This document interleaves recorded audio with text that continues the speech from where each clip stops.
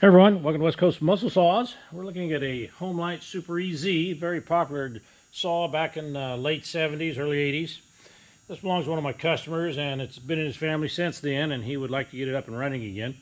I was able to do that. I want to show you a few things that were prone to go wrong with this chainsaw. Fuel lines, of course.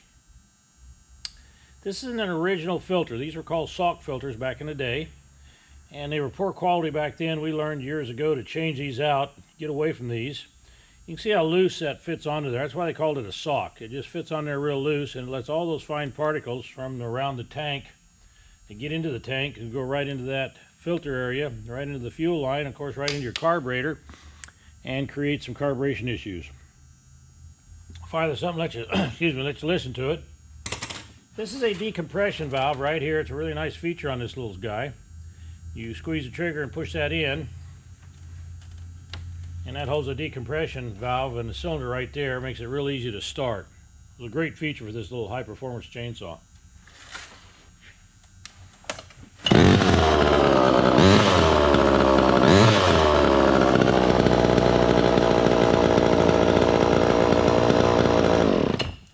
Just a great running saw.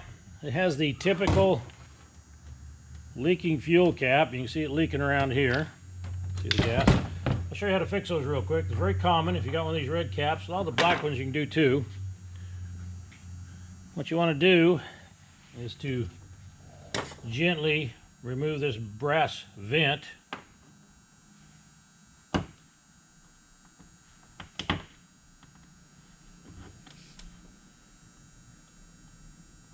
It's got to come out. And then underneath it here was a vent. It's called a duck bill vent, and this was deteriorated. Your best way to get the parts and pieces out there is hit it with some air.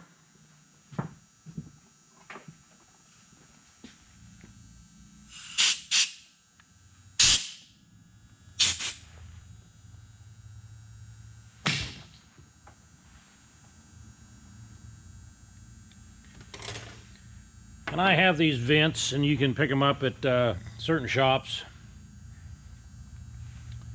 This is what it looks like. It's got a little bill on it. It's a one-way valve.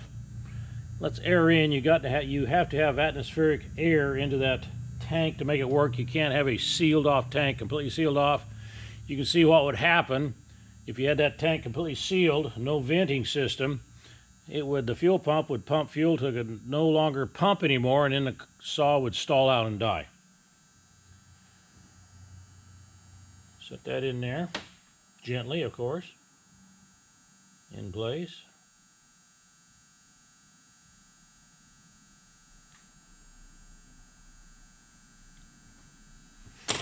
Let's clean off this brass plug a little bit. You can see the remains of the old valve.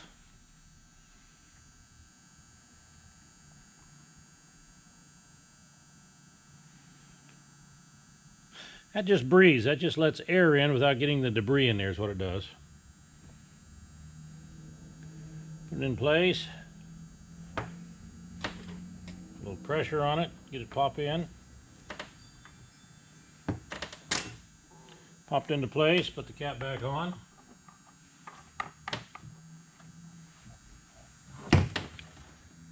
Sealed up beautiful. Anyway, this is the chainsaw. It's a beauty.